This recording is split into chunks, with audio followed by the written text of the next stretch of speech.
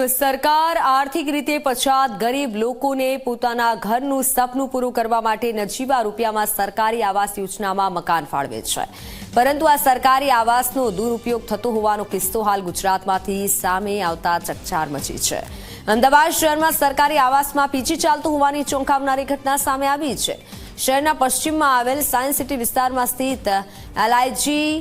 19 નામની આ સ્કીમમાં આવેલા આવાસ યોજનામાં પીજી ચલાવાઈ રહ્યું હતું, જે અંગેની માહિતી મળતા કોર્પોરેશનની ટીમ દ્વારા રેડની કાર્યવાહી કરવામાં આવી અને સરકારી આવાસમાં ચાલતા પીજીને પકડી પાડવામાં આવ્યું અને સમગ્ર મામલે રેડ કરી તપાસ હાથ ધરાઈ છે। સાયન્સ સિટી રોડ પર આવેલ એવરેસ્ટ એન્કલેવ સરકારી જે આવાસ યોજના જે છે, પ્રધાનમંત્રી આવાસ યોજના, કે જ્યાં પીજી ચાલતા હોવાની ફરિયાદ મળતા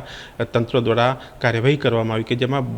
2 નંબરના બ્લોકમાં 305 નંબરનું જે મકાન ત્યાં એ કાર્યવાહી કરવામાં આવી। તેની સાથે આ જે મકાન દેખાય છે, જે લાઇટ ચાલુ છે, જ્યાં પડદા છે, જ્યાં આ AC લગાવેલા છે, દરેક રૂમમાં આ પ્રકારના AC લગાવેલા જોવા મળ્યા। આ જે બ્લોક છે 5 નંબરનો બ્લોક, 105 નંબરનું મકાન, આ 2 મકાનની ફરિયાદ મળી હતી। એ બાદ જે એસટી વિભાગની ટીમ અને કોર્પોરેશનની જે ટીમ આવી,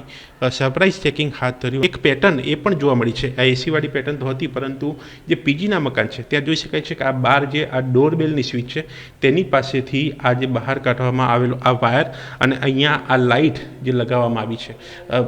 305 નંબરના મકાન અને આ 105 નંબરનું મકાન, બંનેમાં આ પેટર્ન, આ પદ્ધતિ જે છે એ જોવા મળી છે, જેના ઉપરથી લાગી રહ્યું છે કે આ એક પીજીની પેટર્ન હોઈ શકે છે, અથવા તો કોઈ એક જ વ્યક્તિ આ પીજી ચલાવતા હોવાથી પણ આ પેટર્ન ત્યાં હોઈ શકે છે। પરંતુ એ ફરિયાદ મળી છે, ફરિયાદના આધારે એ કાર્યવાહી કરીને આ જે નોટિસ, એ હુકમ જે છે એ અહીંયા લગાવવામાં આવ્યો છે।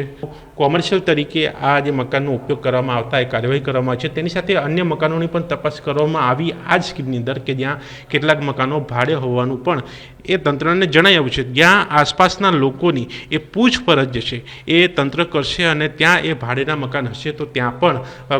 એ તંત્રની ટીમ એ કાર્યવાહી કરશે, જેથી કરીને એ ચોક્કસ લાભાર્થી સુધી એક લાભ પહોંચી શકે અને આ પ્રકારે જે ખોટો લાભ લઈ રહ્યા છે તેની સામે પણ કાર્યવાહી થાય। પરંતુ આ ઘટના જે બની છે, આ પ્રકારે અમદાવાદમાં અનેક સરકારી મકાનો છે કે જ્યાં એ મકાનો ભાડે આપવામાં આવતા હોય છે કે બીજા લોકો ઉપયોગ કરતા હોય છે, ત્યાં પણ જો તપાસ થાય તો ત્યાં પણ આ પ્રકારની કાર્યવાહી થઈ શકે છે અને ત્યાં પણ ખોટો ઉપયોગ કરનારા લોકોને અટકાવીને જે ખરેખર લાભાર્થી કહી શકાય તેને લાભ અપાવી શકાય છે।